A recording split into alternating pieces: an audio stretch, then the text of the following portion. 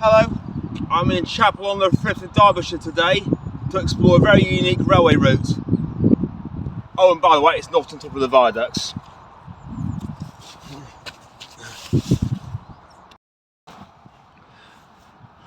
Actually, it's more likely to have been in this field that we're standing in at the moment. Today's explore takes us along part of the Peak Forest Tramway, a former horse-drawn railway opened in 1796 between Chapel-en-le-Frith and Bugsworth Basin. This grassy little drive behind the gate on Charley Lane here is the trackbed of the old tramway coming in from Chapel-en-le-Frith in the distance, about 3 miles to the southeast of here. It actually ran to the top right of that field we were just in, and not where I was standing, so apologies for that. Interestingly, on the right, we have the drive leading into the Ferodo car parts firm, which is Chapel-en-le-Frith's other main claim to fame.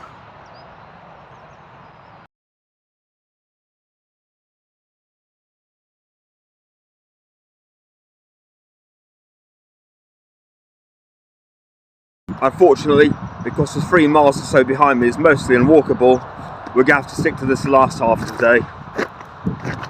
Coming off Charley Lane here, we do have a bit of a slight diversion to make, so kindly bear with me a little bit. Useful information signs there. Of course, the thing you first notice here,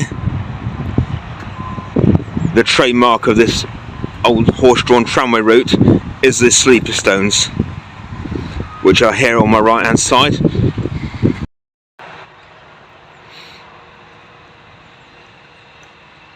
The small spots in the middle of each stone are actually holes.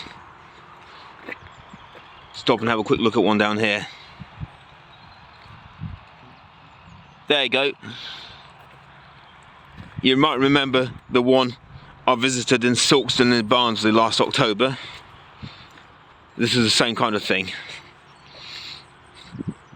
The gauge was 4 foot 2 inches, so enough to get rows of 2 horses in between the rails.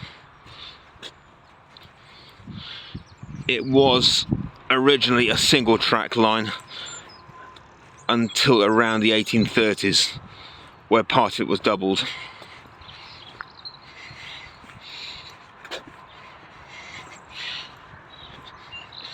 I don't know whether we're in between the 2 railways or on the outer side of one of them here. But we're at least on the smoother part of the trackbed for now. This post on the left, judging by its depleting paint, which looks light green, could have been part of a level crossing. We've got a stile up there as well. Pity about these horrible pipes on the right, ruining the atmosphere of the route. I love this part. You actually feel like you're on an old railway route. A very old railway route. Lovely little shallow cutting. Again, it's probably only cutting because the vegetation on the right is about 2 or 3 feet high, and a wall on the left.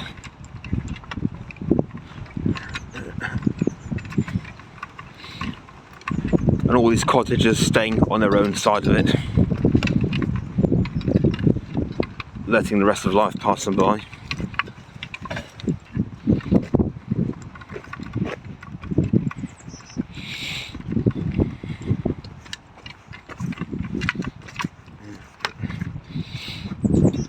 I can't imagine if it would have been double track at this bit.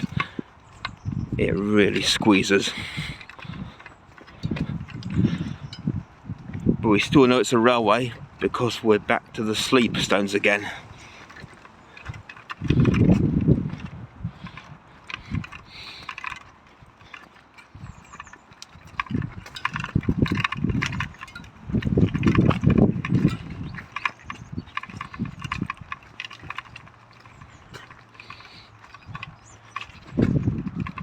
It appears someone rather stamped the fence down to get around them than walk along them.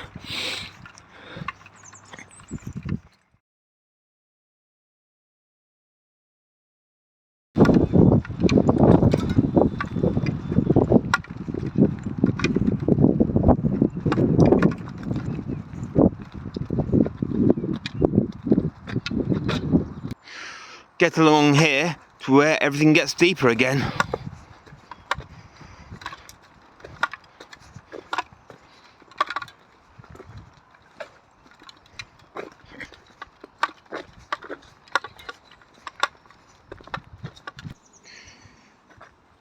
And up to our first road and level crossing in goodness knows how long.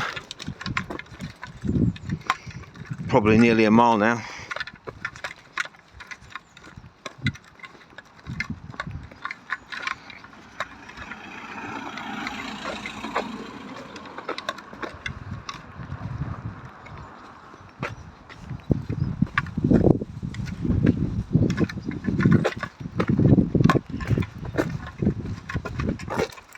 And a much nicer looking trackway behind.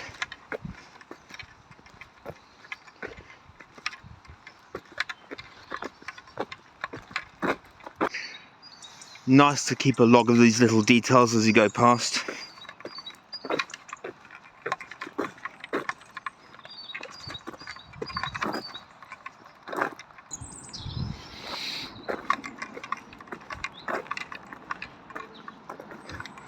More information. That's a picture of the trackbed coming past the Ferodo works where I was standing in front of earlier. Before I get sued, I'm going to go on.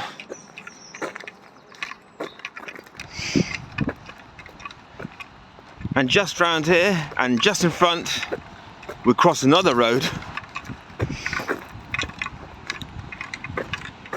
And from here, the railway route takes another minor but interesting divert.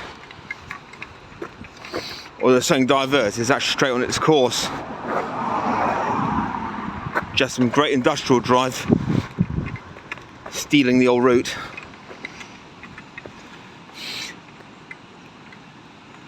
Once we let that other bike get ahead, you can find the evidence here.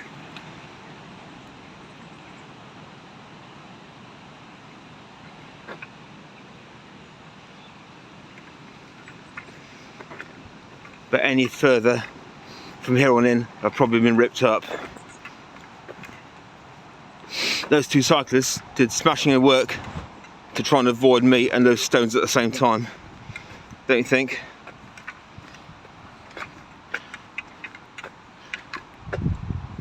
Will be much safer than hitting one of these things at least.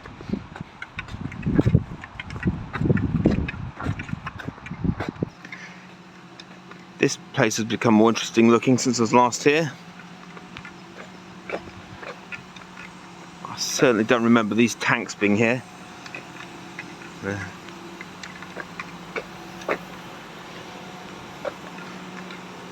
I won't disclose the name of the company, just to protect their privacy, or even more their embarrassment.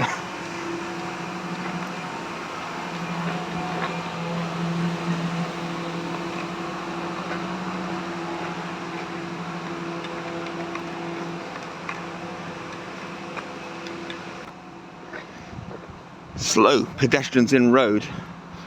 Don't bikes and horses get mentioned here as well, mate? Charming.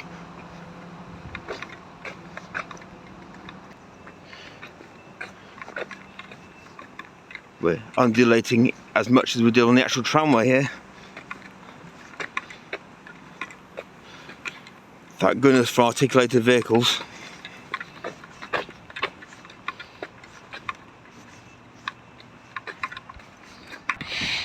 Anyway, back out the dangerous bit and back to civilization of the railway track bed once again.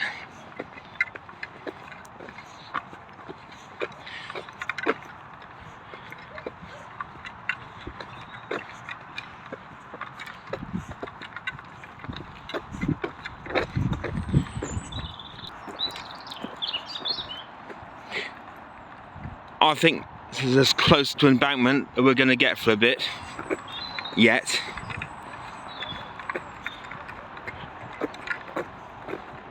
Ooh. An actual train up there on the right, Trans-Pennine by the looks of it.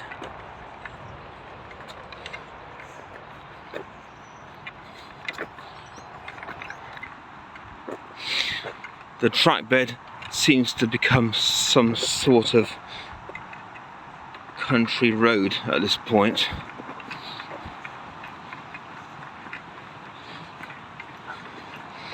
So there might be a chance we'll have to stop and let a jeep or a car come past at some stage. Doesn't happen very often though.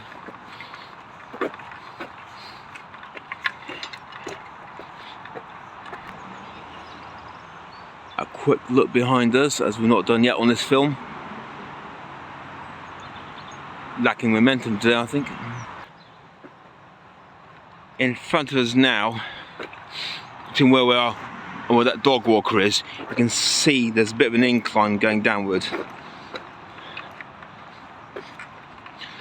Just a small dip.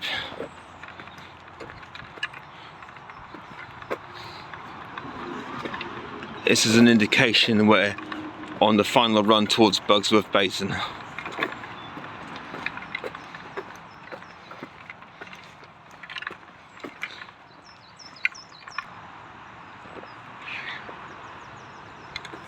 This on my left here might be the gate posts of an old level crossing, like an 18th century version of the ones I saw on that Ripley to Derby line.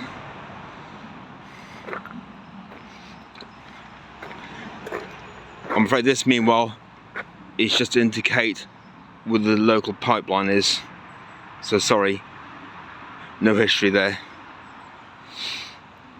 Before I start gassing about anything.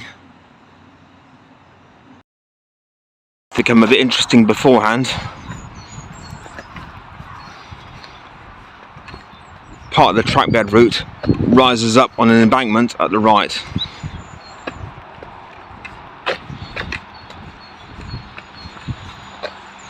While we're still walking along the other part of it.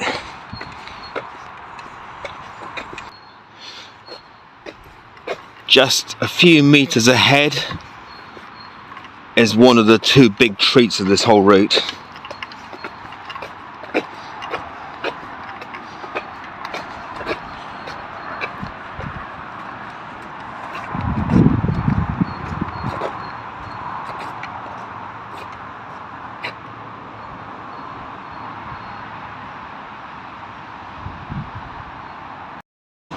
This handsome stone brick structure behind me carried an elevated level siding into Bugsworth.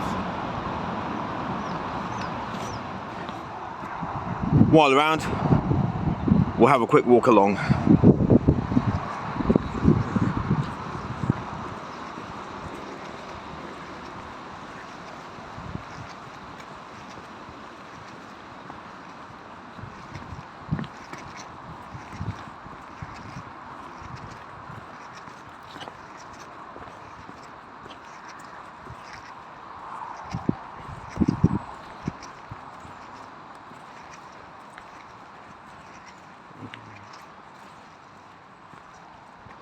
Probably best not to go too far though, as it ends up coming up in front of a school playground.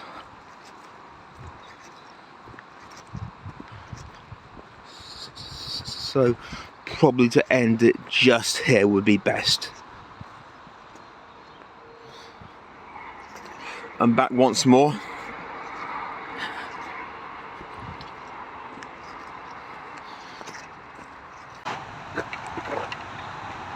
"50 meters in front of us, we have something even more amazing to look at.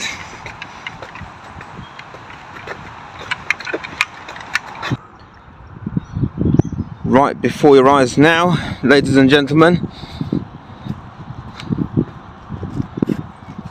the once booming industrial hub of Bugsworth Basin.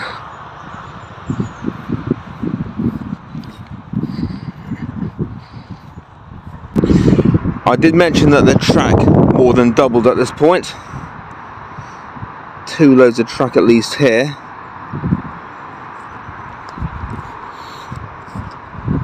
And another one made its way further down.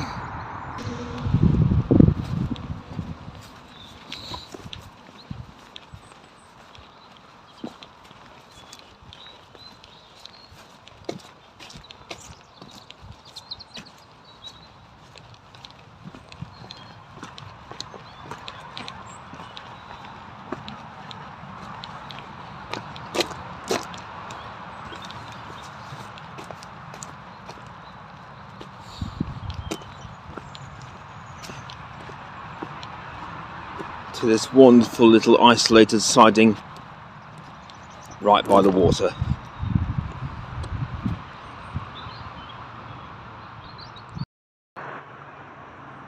Just at where we came past a few seconds ago sits this very interesting little bridge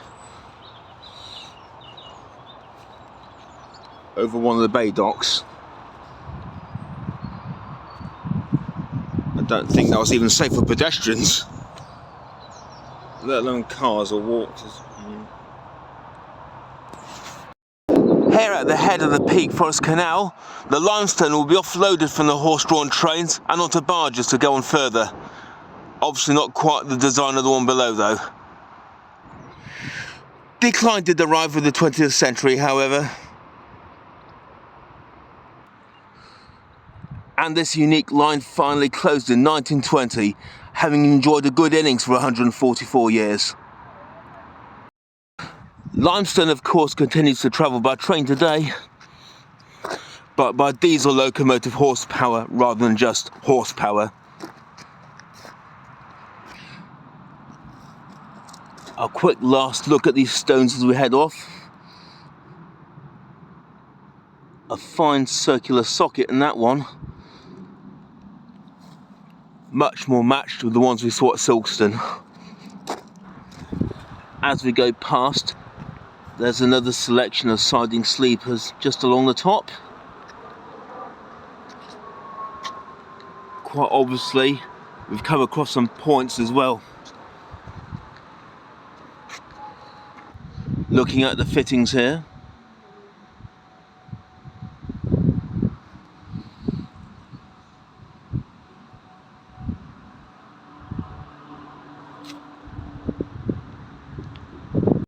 In front of us here on the bridge, we've got some rail settings in the floor.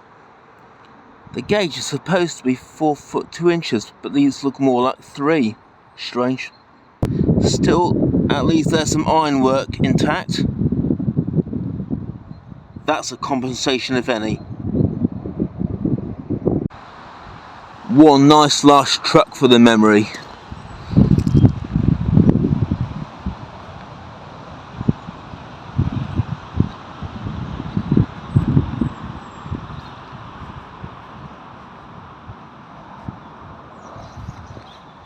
Best seen with a bit of track in front as well.